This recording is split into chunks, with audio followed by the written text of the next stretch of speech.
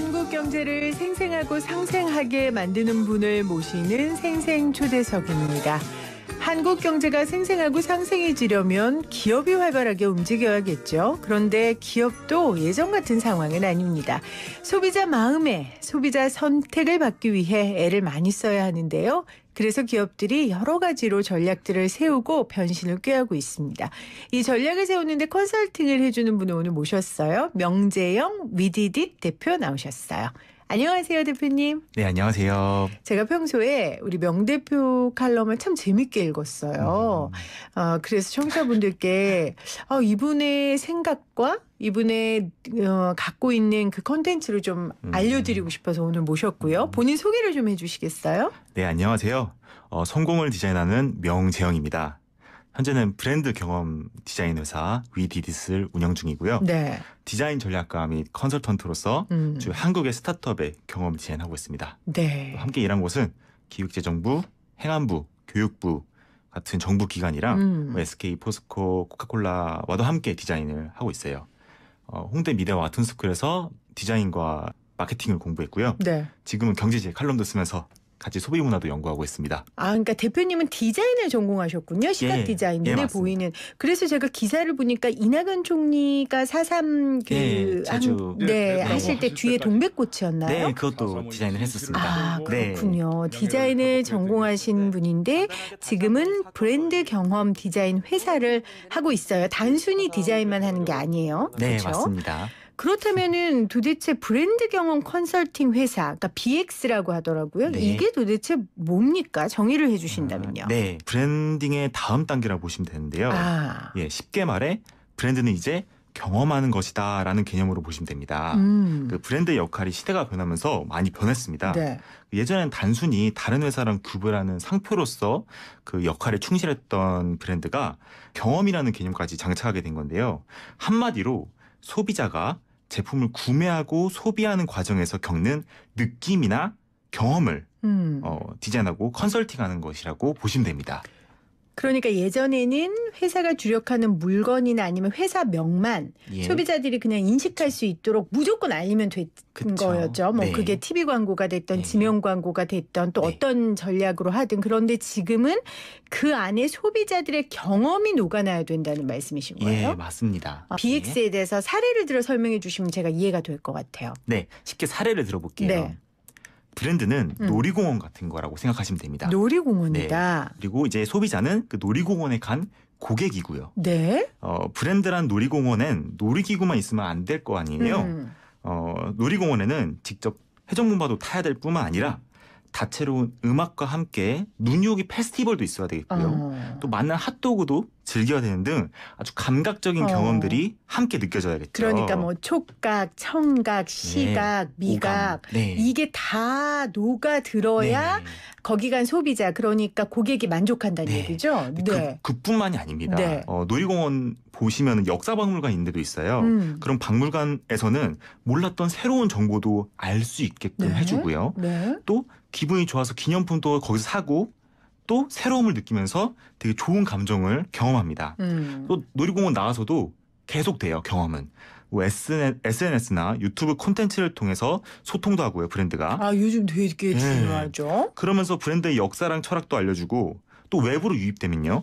회원가입도 시키고 멤버십 프로그램에도 가입을 해요. 그리고 또 크리스마스 선물도 주고 연하장도 주고 기념품도 배송을 받고 또 뭐 다른 회사랑 협력을 해서 직접 체험형 존도 만들고요.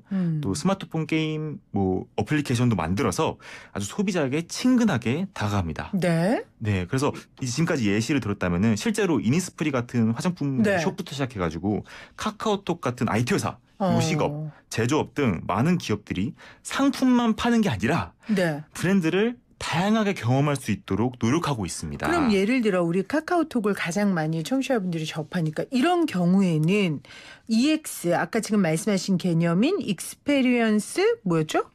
브랜드 BX 브랜드 익스페리언스 이걸 어떻게 적용하고 있어요? 카카오톡 같은 경우는 뭐 체험형 존도 만들어주고 있고요. 뭐 직접 캐릭터를 이용해서 게임도 만들고 이모티콘도 만들고 그리고 오프라인으로는 뭐 그 뭐라고 하죠? 그 플래그십 스토어 그런 데서 촉각적으로 만질 수도 있고. 아, 그럼 예를 들어 펭수 같은 경우에는 물론이죠. 예. 그냥 펭수 자체 컨텐츠 영상만이 아니라 굿즈도 만들고 예. 또 펭수가 뭐 이야기도 외교청사도 가고 이런 데 가서 네. 홍보도 하고 이런 모든 것들이 네. 요즘에는 기업들이 브랜드를 홍보할 네. 때 유념해야 하는 네, 그렇죠. 그런 개념이라는 말씀이신 네. 거죠. 대표님이 브랜드 디자인 회사를 설립했다는 건 지금 막 퍼지고는 있지만 이게 앞으로 한국 사회에서 굉장히 기업 활동에 있어서 네. 중요한 개념이 될 거기 때문에 이 회사를 설립하셨을 거 예, 아니에요. 맞습니다. 브랜드 디자인이 기업에 필요한 이유는 무엇일까요? 네. 우리나라 최전방이 38선이죠. 네. 그럼 시장이라는 전쟁터에서 최전방은 어디일까요? 뭐 생산, 유통, 마케팅 디자인?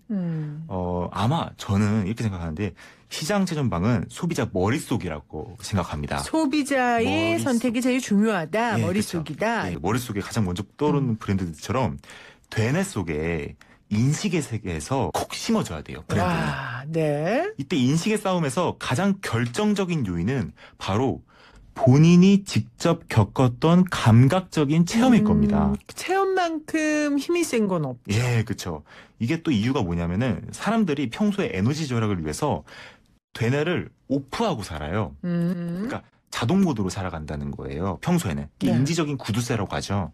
그래서 사람들에게 가장 결정적인 순간에는 자신이 겪은 경험이 가장 직관적인 판단 기준이 됩니다. 그러니까 예를 들면 예. 제가 뭐 신발을 구입한다 할 때 여러 가지 브랜드들이 있을 텐데 네. 결국 제가 선택을 할 수 하게 하는 결정적인 건 제 머릿속에 있는 경험이라는 거죠. 그쵸. 디자인, 청각적인 음악, 슬로건 이런 것뿐만이 아니라 아주 종합적인 경험입니다. 그럼 그 경험을 끄집어내서 선택으로 까지 이어지게끔 구매를. 기업이 준비해야 되는 네. 거고요. 그리고 구매 이후에도 계속 그 경험을 일관되게 유지를 하는 것이 되게 중요하고요.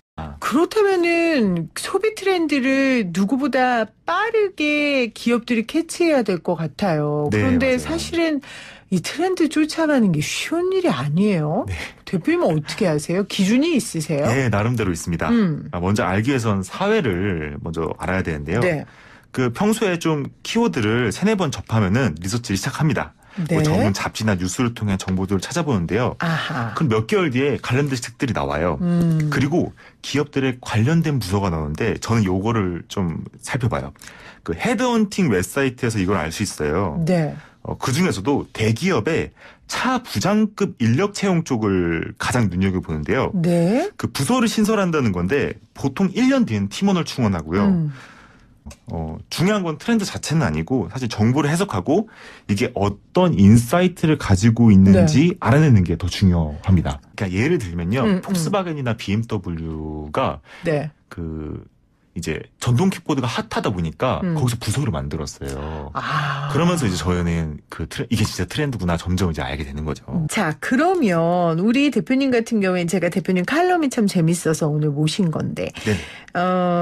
소비의 트렌드, 뭐, 우위를 선정하고 또 신뢰성을 가질 수 있게끔 이용하는 거. 아까 헤드헌팅 웹사이트는 이야기 하셨고요. 또 어떤 게 있습니까? 우리 청취자분들이 좀 쉽게 찾아볼 수 있는. 예. 좀 신뢰도가 높으면서도 쉽게 찾을 수 있는 건요. 네이버 데이터 랩, 그리고 구글 트렌드, 오디피아 같은 빅데이터 트렌드 분석 툴을 저는 믿을 만한 기준으로 삼고 있습니다. 네. 아마 많은 사람들이 대중적으로 이용하는 사이트고 그러다 예. 보니까 아무래도 트렌드 쪽에서는 조금 더 신뢰가 간다 하고 말씀을 하셨어요. 맞습니다. 그럼 요즘 트렌드 어떤 거 있어요? 뭐 디자인 측면에서 핫한 트렌드나 뭐 이런 거 하나 우리 대표님 추천해 주신다면요. 네. 그 가상화 트렌드가 점점 심해지고 있는데요. 가상화 트렌드요? 네, 뭐예요? 그 중에서도 이제 좀 이해하기 쉬우신 거는 인스타그램업을 강박에 대해 좀 말씀드려 볼까 해요. 인스타그램업을. 예. 이게 그 사전에 등재될 만큼 인기가 많은 신조어입니다. 그 사람들이 끊임없이 내 삶이 인스타에 올릴만 한가? 라고 생각을 합니다. 또 그렇게 하려고 자기 생활을 교정을 해요. 완전 예. 주객전도네요? 예, 그렇죠. 그러니까 인스타에 어울리는 라이프 스타일, 소비, 취향 이런 것들을 인스타의 사각 포맷에다가 끼워 맞추려 한다는 겁니다. 그러다 보니까 또 하나 나온 게 외모에 대한 집착도 이렇게 강할 수가 없습니다. 요즘 카메라 필터 앱이 참 많잖아요. 거의 다른 사람이던데. 네, 그 외모를 업그레이드 시켜주니까 네. 많이 사용하시잖아요. 네. 근데 이러면서 셀카 이형증에 빠집니다. 이 지인 중에 성형외과 의사님이 계시는데 네. 그분이 이러시더라고요. 예전에는 전지현 사진 들고 와서 전지현처럼 성형해주세요 라고 했는데 이제는 필터로 변형된 자기 얼굴 사진을 가져와서 이렇게 성형해달라고. 그러니까 미의 기준이 이제 필터로 뒤덮인 가상의 자신이 된, 그러니까 인스타그램업을 한 자신 얼굴이 된 겁니다. 굉장히 재밌네요. 네. 그러니까 예전에는 연예인 사진을 갖고 와서 고쳐달라고 했는데 지금은 그래도 양심은 있네요. 본인이 기본이 네. 돼서 네. 본인의 얼굴을 성형해주는 그 앱 사진을 가져와서 성형을 해달라. 해달라. 예. 그러니까 사실은 식당도 우리 네. 가보면 맛보다 요즘에는 분위기가. 네. 이 뭐 사진존, 포토존 그쵸. 이렇게 있어서 네. 사진을 찍어서 인스타그램에 올리면 네. 잘 멋져 보일 네, 만한 맞아요. 예. 그런 곳이 네. 트렌드거든요. 그러니까 네. 결국은 종합해서 말한다면 어떻게 우리가 결론은 어떤 게 트렌드다라고 얘기할 수 있을까요? 그러니까 결국에 인스타그램업을 할 것, 이게 요즘 우리를 지배하고 있는 미학적인 트렌드라고 할 수 있을 겁니다. 그러니까 미학적인 트렌드. 예, 브랜드가 이제 앞으로 감성적인 인스타그램업을 한 아름다움을 중요하게 여겨야 된다는 거죠. 그러니까 기업들이나 창업하시는 분들이 이 생각을 굉장히 많이 하셔야 될 거예요. 예, 맞습니다. 지금 이야기한 것처럼 정말 카페 하나를 해도 맛으로만 승부할 수 아니라, 없는 예, 미학적인 걸로. 미학적인 부분들을 많이 해야 하는. 그렇습니다. 네. 여러분들 하지만 YTN 라디오 유튜브 보이는 라디오는 수정이 없습니다. 필터가 없습니다. 유튜브 YTN 라디오 치시면 보이는 라디오 들어오면 진행자들의 얼굴을 그냥 내추럴하게 보실 수가 있습니다. 그래서 제가 카메라 화면 좀 제발 당기지 말라고 우리 스태프들한테 부탁을 해요. 너무 정직하게 나와가지고. 네, 여러분 지금 유튜브 들어오셔서 YTN 라디오 치시면 보이는 라디오로도 함께 하실 수 있습니다. 오늘 생생초대석은 브랜드 경험, 브랜드 익스페리언스, BX 이 개념을 지금 열심히 전파하고 계신 위디딧의 명재영 대표와 함께하고 있습니다. 대표님, 그 지난주 생생초대석에요. 포노사피엔스 저자 최재봉 교수가 나오셨어요. 네. 근데 그 교수님이 예. 포노사피엔스에 기업들이 집중해야 하고 예. 포노사피엔스는 결국 밀레니얼 세대다. 네. 라고 정의를 해주셨는데 네. 대표님도 기업들이 이 밀레니얼 세대에 굉장히 관심을 가져야 한다고 강조하셨어요. 예, 반드시입니다. 음. 이게 앞으로의 시장에서 이제 그 성패를 좌우할 만큼 되게 중요한데요. 네. 밀리니얼은 이미 전 세계적으로 새로운 트렌드입니다. 뭐 맥키치 컨설팅, 뭐 골드만삭스, 보스턴 컨설팅 다 세계에서 눈여겨보고 있어요. 네. 당연하지만 밀리니얼은 베이비붐 세대 이후 아주 강력한 소비 파워를 지닌 집단인데요. 소비 문화를 변화시키고 새로운 시장을 창출하는 등 이 마켓 패러다임의 변화를 주도하고 있습니다. 그러니까 앞으로 이제 베이비붐 소비를 앞지르는 게 시간 문제예요. 그렇죠. 그러니까 81년생부터 96년생까지. 96년생, 그러니까 제가 82년생이에요. 그러니까 밀리니얼이시네요. 네, 네, 밀레니얼 세대인데 뭐냐면 이런 거죠. 배고파 본 적 없고. 예, 맞습니다. 우리 부모님이 그 경제 부흥 시기에 70, 전성기로 80년대. 활동하셨을 때였으니까 예. 굉장히 유복하게 자란. 예. 그렇기 때문에 소비에 있어서 개념이 그 전의 세대하고는 다른 거죠. 예, 많이 다릅니다. 네, 그래서 기업에서 굉장히 이 밀레니얼 세대에 주의해야 하고 해야 된다는 건데, 그럼 조금 구체적으로 밀레니얼과 Z세대 이 소비 성향에 따라서 네. 어떤 방향성을 좀 기업에 제시해 주실 수 있으시겠어요? 예, 먼저 그 브랜드의 직관적이고 고유한 컨셉을 체험할 수 있도록 해야 합니다. 직관적이고 고유한 컨셉. 예, 아주 즉각적인 느낌이 들고 아, 차별화된 브랜드 컨셉이요. 그러니까 두 번 생각하지 않고 딱 보면 알 수 있게. 그렇죠. 순간적인. 여기에 더해 인스타 감성을 잘 이끌어낸다면 더욱 좋겠죠. 바로 감성이 이들 마음이 있게끔 만들어야 되고요. 이러면요, 산꼭대기에 가게가 있다 하더라도 가죠. 예, 갑니다. 그럼요. 예. 그래서 이 컨셉 체험은 단순한 제품 장점 홍보를 넘어서 체험이나 웃음 등 그 브랜드의 테마나 개성을 부여해야 된다는 건데요. 이거 잘하는 게 EBS의 팽수예요. 컨셉이 확실하잖아요. 그렇죠. 예. 그리고 이제 두 번째, 그 유연하면서 동적인 사고 방식을 가져야 됩니다. 네. 너무 틀에만 갇혀 있지 말고요. 아하. 시각적으로 아주 유연하고 다양하게 변화를 만들어내야 됩니다. 네. 예를 들면요. 예, 대한항공이 요즘에 핫했는데요. 그 SM 엔터테인먼트 아이돌 그룹 슈퍼 M이랑 함께 뮤직비디오 형태로 안전 비디오를 새롭게 만들었어요. 아하. 이거 SM과 대한항공 굉장히 플렉서블한 만남이죠. 예, 근데 이 안전 비디오가요, 유튜브에서 한 달 만에요, 조회수 약 1,300만을 찍었습니다. 그러니까 대한항공이 그냥 직접적으로 대한항공을 홍보한 게 아니라 아이돌들과 함께 안전에 관한 유튜브를 만들었는데 그게 기내 안전 비디오예요. 기내 안전 비디오. 네. 그러니까 뭐 승무원들이 나와서 틀에박히게 하는 게 아니라 그게 약 1,300만 뷰. 예. 그러니까 안전 모르겠지만 안전은 모르겠어요. 근데 밀리니얼에게 네. 대성공한 겁니다. 예. 안전도 대성공해야 됩니다. 네. 그리고요 또 세 번째는 진정성 있는 스토리가 팬슈머를 창조합니다. 그래서 그 지나친 화장보다는 아주 지속적으로 진정성 있게 소통을 해야 된다는 거예요. 예를 들면 방탄소년단이 있어요. 전형적인 탑다운 방식이 아니라 그 방탄소년단은 팬들이 자발적으로 프로모터 역할을 자체해서 글로벌 스타가 되었는데요. 네. 뭐 유엔 총회 연설같이 BTS의 그 세계관은 다른 그룹과 분명한 차이가 있는데요. 그 비공식적이고 일상적인 내용으로 소통을 합니다. 네. 온라인으로 계속 꾸밈 없이 비하인드 스토리랑 멤버의 개인의 일상을 보여줘요. 그러면서도 사회 문제에는 진정성 있게 자신들의 의사를 표현합니다. 네. 그러니까 뭐 자극적인 섹시미, 뭐 외모가 아니라 자신의 청춘, 그리고 사회적 가치로 말이죠. 그래서 그 방탄의 활동을 지켜보면은 뭐 성장 소설이 있는 것 같은 느낌이 듭니다. 그렇죠. 오늘 기업을 하시는 분들이나 아니면 기업에서 중요한 선택을 하는 자리에 계신 분들 혹은 창업하는 분들에게 오늘 이 인터뷰가 굉장히 도움이 될 것 같습니다. 밀레니얼 세대를 잡으셔야 되고요. 밀레니얼 세대에 맞는 브랜드 경험을 하게 해줘야 한다. 이게 오늘 명재영 대표의 아주 기본적이고 중요한 핵심 내용입니다.